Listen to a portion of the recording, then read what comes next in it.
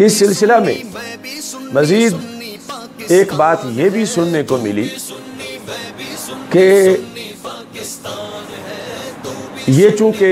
जिस नजरिए को फ़रीक़े सानी ने अपनाया, इस नजरिए का ताल्लुक दूसरे फिरके के लोगों के साथ, और फिर उस फिरके के एक शख्स का ये दावा है जिसका क्लिप भी सुनाया गया, ऑडियो, उसका ये दावा था कि मैंने इन लोगों को इस पटड़ी पे चढ़ाया, यानी मेरे लफ्ज़ों में यह है कि वो इनको गुमराह करने वाला है। तो उसने भी अपनी तरफ से एक पैगाम हमारे लिए भेजा, जो कि ये 1-2 दिन पहले ही मैंने वो वीडियो क्लिप सुना। वो पता नहीं खिज़र हयात है या वाह हयात है, तो उसको भी मैं ये कहना चाहता हूँ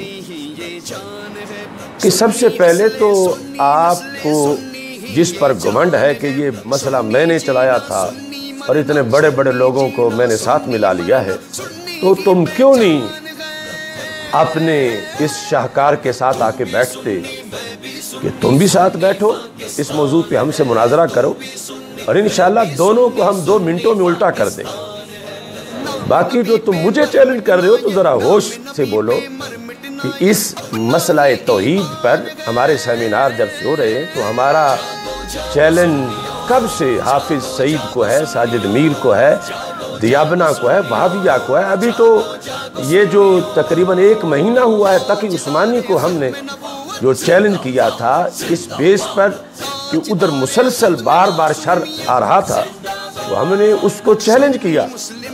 कि दूसरे मौजू तो दूसरे रहे, ये तुम्हारे बारे में जो हजरत इमाम अहमद रजा बरेलवी रहमतुल्लाह अलैह का फतवा हुसामुल हरमैन है, उस पर ही तुम मेरे साथ मुनाजरा कर लो।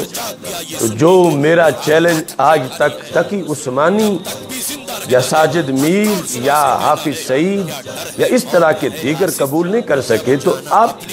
जो भी दिल से निकले वो मुझे चैलेंज करे कि आप मेरे साथ मुनाजरा करें, तो ये कोई कानून नहीं है। अगर आपको इस सिलसिला में कुछ मालूमात ज़्यादा है मिन दूनिल्लाह की तशरीहात या अपने मौक़िफ़, तो आप वो अपने सरबरा और अपने शेखुल इस्लाम तकी उस्मानी को क्यों नहीं पढ़ा देते, उन्हें याद करवा के उन्हें मेरे सामने बैठाएं, वो मेरे साथ बात कर ले। और वैसे भी जब मेरी गुफ्तगू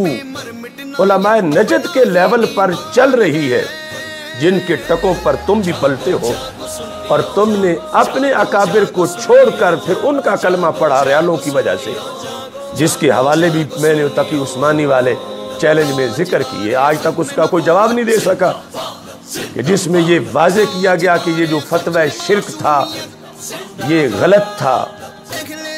और वो मैंने हवाला पेश किया आपके अकाबिर किया।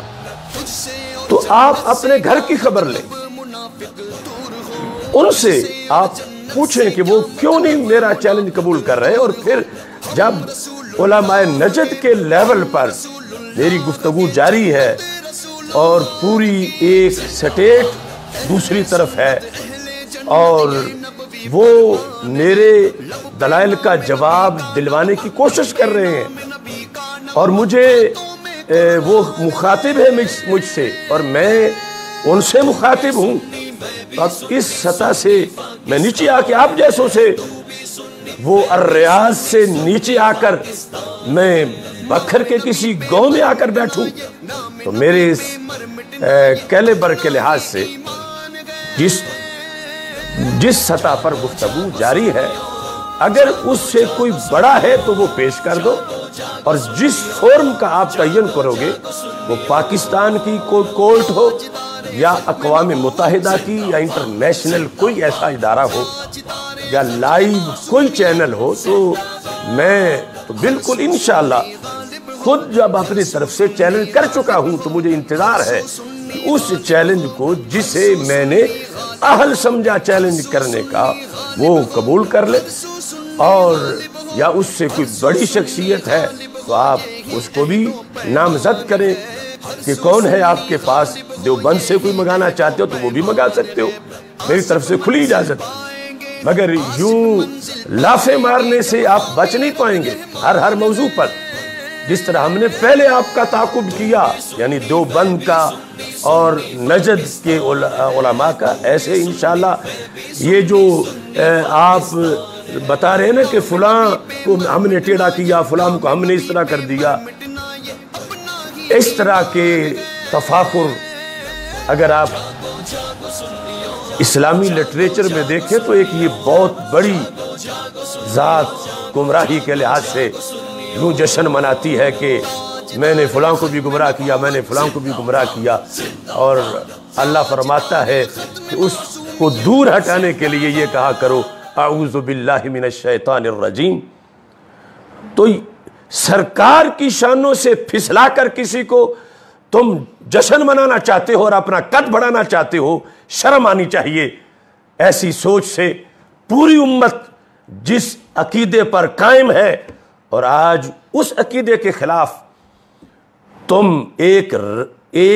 गलत रास्ता अपना के और उस पे किसी को लगा के चाहते हो कि तुम उस अपने माहौल में अपना कद बढ़ाना चाहो, तो ऐसा हरगिज नहीं उन्हें दिया जाएगा। अपने यहाँ तुम बेशक आसमानों से लटक सकते हो तो लटक लो, मगर उलमाए अहले सुन्नत के लिहाज से जब भी गुफ्तगू करनी है तो उस मेरिट को देखो और इस लिहाज से अपने अकाबिर से राब्ता करो। और वो क्यों नहीं चैलेंज कबूल कर रहे? आखिर जो बंदा पढ़ा सकता है, बोल सकता है, लिख सकता है, जिसको तुम्हारा टोला शेखुल इस्लाम कहता है, वो इतने दिनों से क्यों नहीं मेरे चैलेंज को उसने कबूल किया? इंशाअल्लाह मसलक अहले सुन्नत चवलों से उसकी चूल्हे नहीं हिलती। जो तुम दावे कर रहे हो कि चूल्हे हिल गई हैं, नहीं, ये सवाद आज़म अहले सुन्नत सहाबा किराम रज़ी अल्लाह तआला अन्हुम से लेकर इंशाअल्लाह हजरत इमाम महदी अलैहिस्सलाम के आने तक यही ताइफा मंसूरा है, यही जमात नाजिया है और यही वो अकीदा है कि जिसके मानने वाले दज्जाल के खिलाफ